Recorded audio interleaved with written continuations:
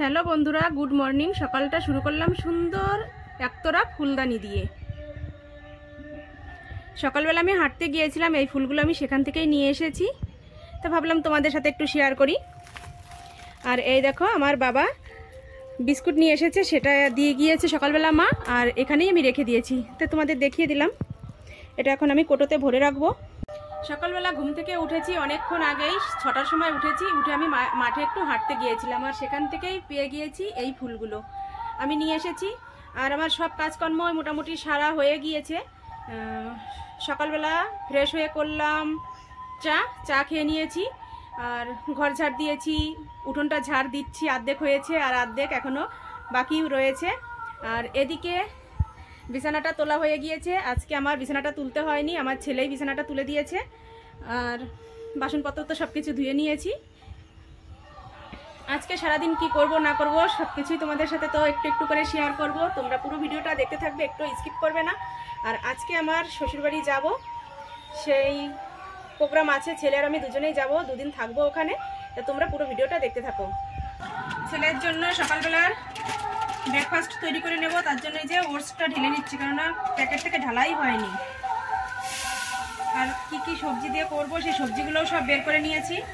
গাজর, বিনস আর মটরশুঁটি, আর একটা ডিম দেব। অনেকটাই বেলা হয়ে গেছে, কেননা ও তো ঘুম থেকে উঠলোই একটু আগে, আমি উঠেছি সকালবেলা। তারপর বিরাজ টাস করে এসে এখন এই যে বসলো, ভাবলাম ওকে একটু খাবার তৈরি করে দিই। আর মা এখন কিছু খাবে না, বললো যে পাশের বাড়ির একটা ভাইজি, ওর তোমরা তো দেখেছো বিয়ের ভিডিও, সেই ভাইজি এসেছে, মানে মেলা নিতে এসেছে যেটাকে বলে, সেই আজকে হচ্ছে ওর মা পুজো করবে, পান তেল দেবে, আর মাকে সেখানে গল্প করার নিমন্ত্রণ করেছে। তাই মা উপোস করেই থাকবে, এই বেলাটা এখন খাবে না, বানিয়ে রেখে দেবো, যদি খায় তো পরে খাবে। তো চলো আমি আগে ডালিয়াটা রান্না করে নিই। সবজিগুলো সব কেটে নিলাম, এই যে জলের মধ্যে ধুয়ে রেখেছি। আর একটা ডিম দিয়ে করবো, ডিমটা দিয়ে দিয়ে মধ্যে।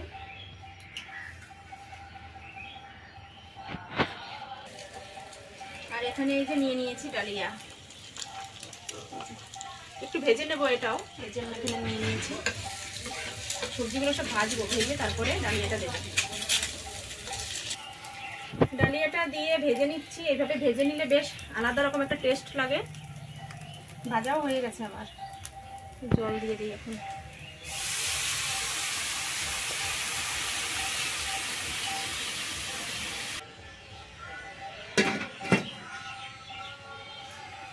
ডালিয়া রান্না করা হয়ে গিয়েছে, এই যে এটা ছেলের জন্য নিয়েছি আর এটা আমার জন্য নিয়েছি, কারণ আমি তো সকালবেলা চা খেয়েছি, এর জন্য আমি বেশি খাবো না। তো চলো খেয়ে নিই। গরম তো খেতে পারবো।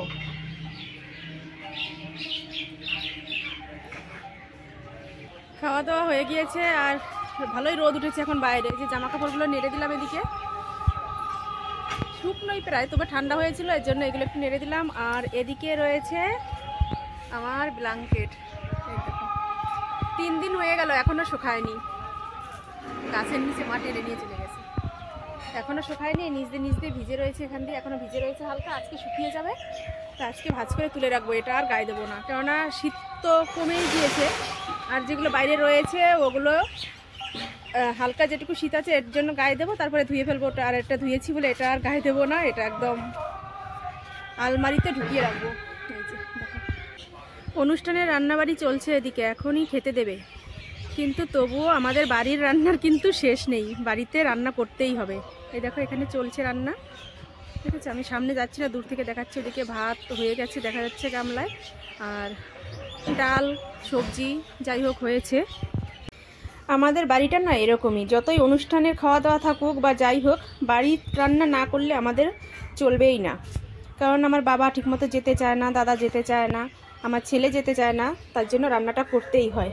আর এই যে আমার বাবা দেখো মাছ নিয়ে এসেছে, আজকে কত মাছ এনেছে দেখেছো, এত বড় বড় মাছ, তবুও 3টে এনেছে, মানে 3টে মানে বুঝতেই পারছো কাটলে কতটা হবে, প্রায় 1 কেজি মাছ এনেছে। আর হয়তো ওই মাছের পেটে ডিমও আছে, দেখেই বোঝা যাচ্ছে। তো চলো আমি মাছগুলো কেটে নিয়ে আসি, কি রান্না করব তারপরে সেটা ভাবছি। বসে পড়েছি দুপুরে রান্নাবাড়ি করতে, কি রান্না করব চলো তোমাদের এক ঝলক দেখিয়ে দিই। আর মাছটা আমি কেটে নিয়ে এসেছি, তো চলো কড়াইটাও বসিয়ে দিয়েছি, এই দেখো কড়াইটা গরম হয়ে গেলেই আমি মাছটা ভেজে নেব। এই যে মাছগুলো কেটে এনেছি এরকম, আর এর মধ্যে ডিম হয়েছে দেখো, ঠিক আছে। এই ডিমগুলো আমি এই গাজর, বিন আর মটরশুঁটি কুচিয়ে নিয়েছি, এর মধ্যেই দিয়ে দেবো। আর মাছটা রান্না করব আলু আর বেগুন দিয়ে, যে আলু বেগুনও কেটে নিয়েছি। তো এবার মাছটাতে হলুদ নুন মাখিয়ে নিই। কড়াইটাও গরম হয়ে গেছে।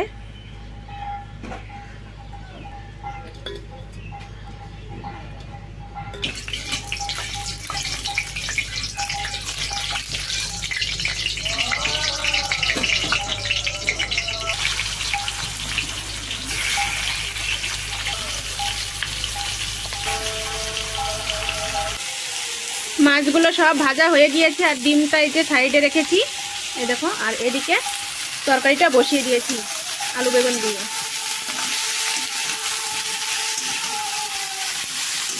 এখনো নুন হলুদ পরে নিয়ে একটু ভাজা ভাজা করে নিয়ে তারপরে নুন হলুদটা দেবো। আর এটা করবো হচ্ছে আদা জিরে বাটা দিয়ে। আদা জিরে এই যে ভেজে তুলে রেখেছি, এটাই বেটে দিয়ে দেবো। তা রান্নাটা শেষ করে নিই, তারপরে আসছি।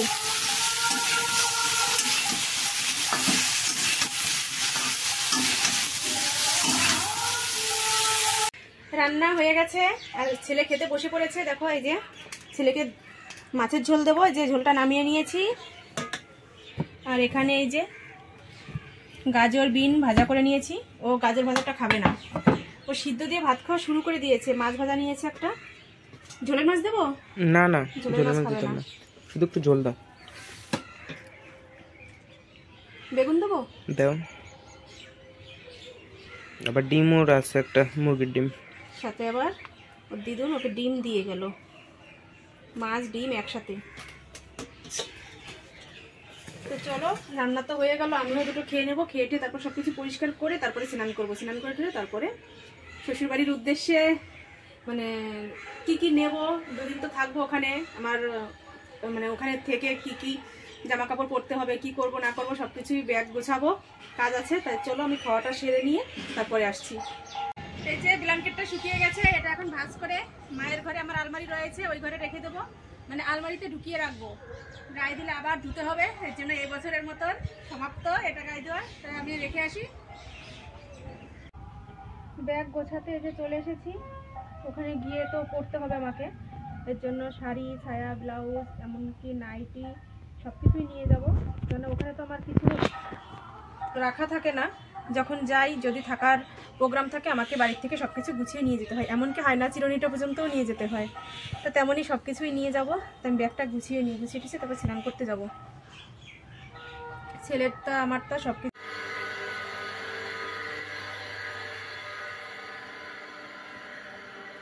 এই যে আমরা বেরিয়ে পড়ছি, ছেলে যে রেডি হয়ে নিয়েছে বেরিয়ে পড়ছে। তো চলো, এই যে রওনা দিয়ে দিয়েছি শ্বশুরবাড়ি যাওয়ার উদ্দেশ্যে। আর দেখো বাজারে এসেছি, আর এখানে তো এক নাম হচ্ছে, ভাবলাম তোমাদের একটু দেখিয়ে দিই। এর জন্য দেখো চলে এসেছি এখানে। আর আসতে না আসতেই আমাকে তিলক দেওয়ার জন্য এই দাদুটা আমাকে বলছে আসো তিলক নিয়ে যাও। তা আমি এই যে তিলক নিয়ে নিলাম, আর আমার ছেলেকেও দিয়ে দিয়েছে তিলক। আমরা তো ব্যাগপত্র নিয়ে একবারে বেরিয়েছি, যে একটু বেশি টাইম এখানে বসে গান শুনবো সেটা আর হয়ে ওঠেনি।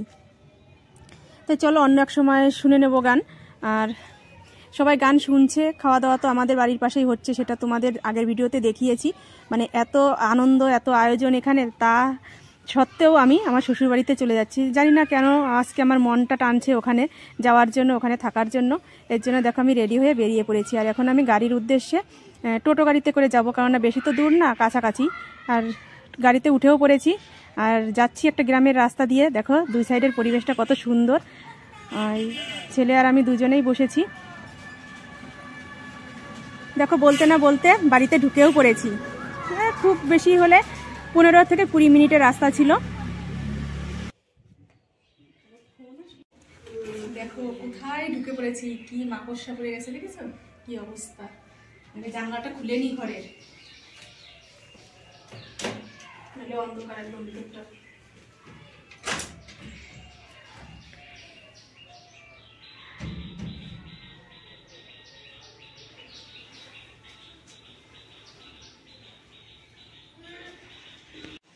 এই যে চলে আসলাম তো বাড়িতে, আর ঘরের অবস্থা ভীষণই খারাপ।